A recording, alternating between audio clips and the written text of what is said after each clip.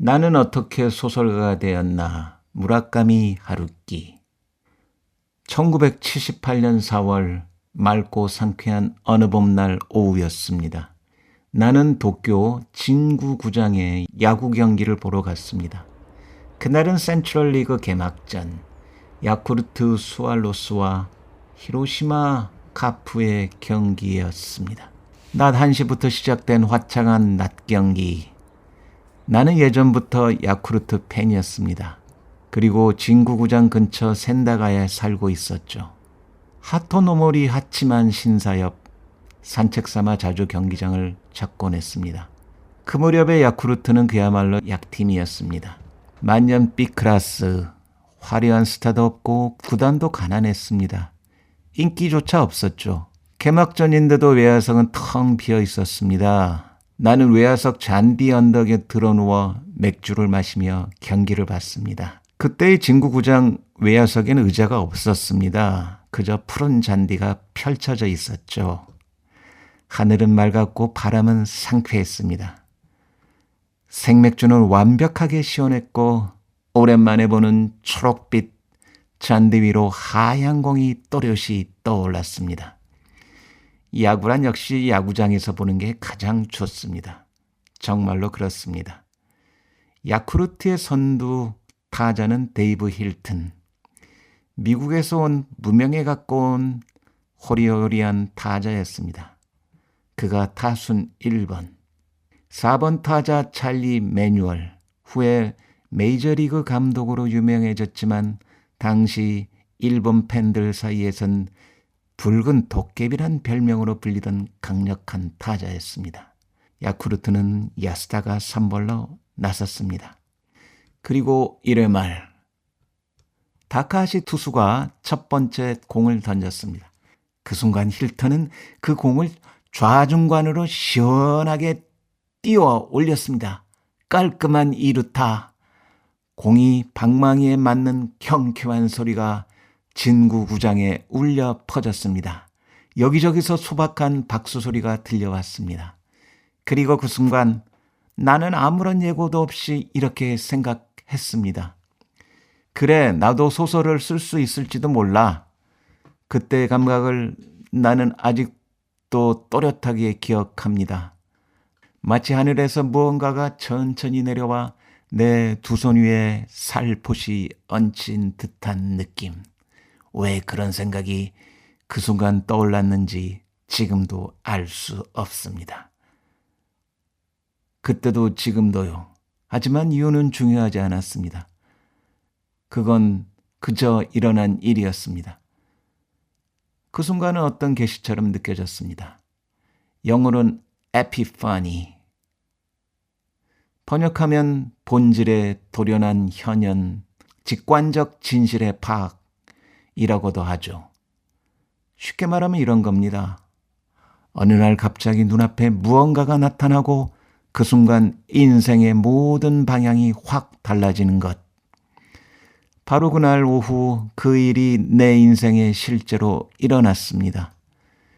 데이브 힐턴이 진구구장에서 2루타를 쳐낸 그 순간 그 단순하고 아름다운 스윙 한 번이 내 인생의 방향을 바꿔 놓았습니다.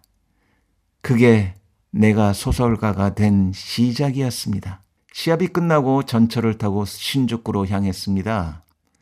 야쿠르트가 이겼던 경기였던 걸로 기억하네요. 기노쿠니야 서점에 들러 원고지와 만년필을 샀습니다. 세일러 만년필 가격은 2,000엔. 그때는 컴퓨터도 워드 프로세서도 보급되지 않던 시절이었습니다. 한 글자 한 글자 손으로 써야만 했죠. 그게 오히려 신선하게 느껴졌습니다. 가슴이 두근거렸어요. 만년필로 원고지를 채워 나가는 감각. 정말 오랜만이었으니까요. 가게 일을 마치고 밤늦게 주방 식탁 앞에 앉아 소설을 썼습니다. 자유롭게 글을 쓸 수 있는 시간은 새벽녘까지의 그 시간뿐이었으니까요. 그렇게 반년쯤 걸려 바람에 노래를 들어라 라는 소설을 완성했습니다. 처음에는 다른 제목이었죠. 소설을 끝냈을 무렵 야구 시즌도 거의 막바지에 이르렀습니다.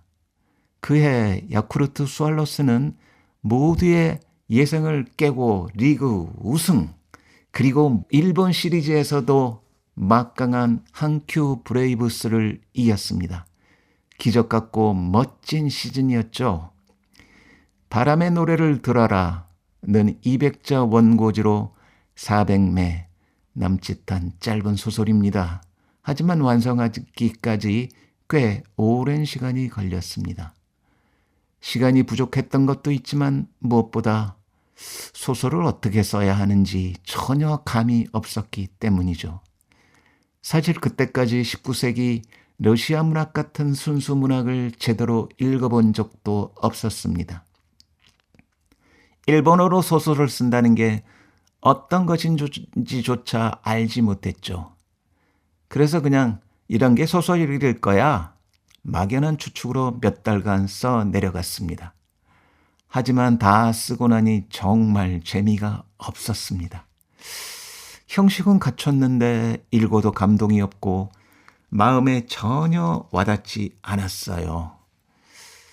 이래선 아무짝에도 쓸모없겠다. 정말 실망했죠. 역시 나는 소설에 재능이 없구나. 그런 생각도 들었습니다. 하지만 진구구장 외야석에서의 그 순간 그 에피파니의 감각만은 아직도 또렷하게 남아 있었습니다. 그래서 생각했습니다. 처음부터 멋진 소설을 쓸 수는 없어. 그러니까 문학이란 이런 것이라는 고정관념을 버리고 그냥 느낀 것, 떠오른 것을 자유롭게 써보자고.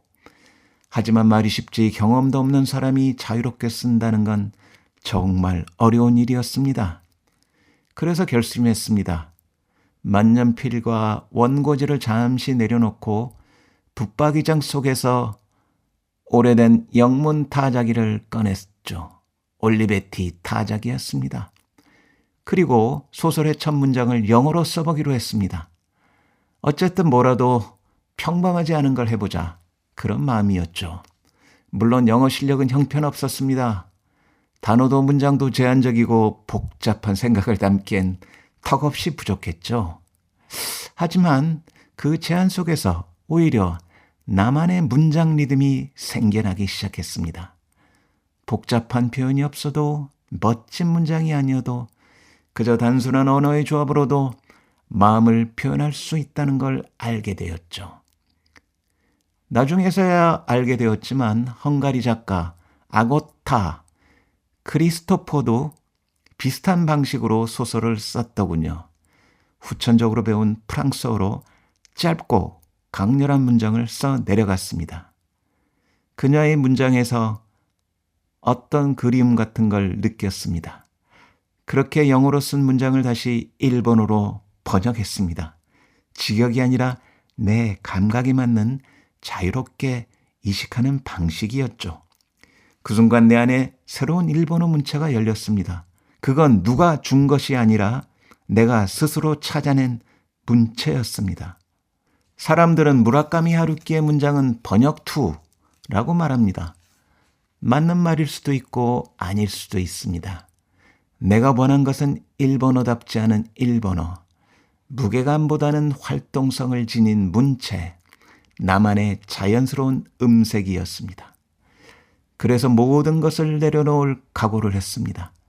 그때의 나는 일본어를 단지 하나의 도구로 여기고 있었습니다. 물론 어떤 사람들은 그걸 일본어에 대한 모독이라고 말할지도 모르죠. 하지만 언어는 강인한 것입니다. 누가 어떻게 다뤄도 그 힘이 쉽게 손상되지는 않습니다. 작가에게 주어진 권리는 언어의 가능성을 실험하고 새로운 길을 찾아가는 것입니다. 그렇게 새로 찾은 문체로 재미없다고 느꼈던 소설을 처음부터 끝까지 완전히 다시 썼습니다. 내용은 같지만 표현은 완전히 달라졌죠. 그게 지금 우리가 알고 있는 바람의 노래를 들어라입니다. 물론 만족스럽지는 않았습니다. 내가 원했던 표현의 20% 아니 30%밖에는 나오지 않았죠. 하지만 처음으로 내가 납득할 수 있는 형태로 소설을 끝냈습니다. 그건 내게 중요한 전환점이었습니다. 진구구장에서 느낀 그 감각에 나름대로 응답할 수 있었다고 생각합니다. 소설을 쓸 때 문장을 쓴다기보다 악기를 연주하는 것에 가까운 감각이 있습니다. 지금도 그 감각을 무척 소중히 여기고 있습니다. 즉흥 연주의 리듬, 조화로운 화음, 몸으로 쓰는 문장들, 주방 식탁 앞 한밤중의 시간, 그곳에서 나만의 문체로 소설을 써내려갈 때 마치 새로운 공작 도구를 손에 넣은 것처럼 가슴이 설렜습니다. 정말 즐거웠습니다. 그리고 그 기쁨은 서른을 앞두고 느꼈던 내 마음의 허전함을 조금씩 채워주고 있었습니다.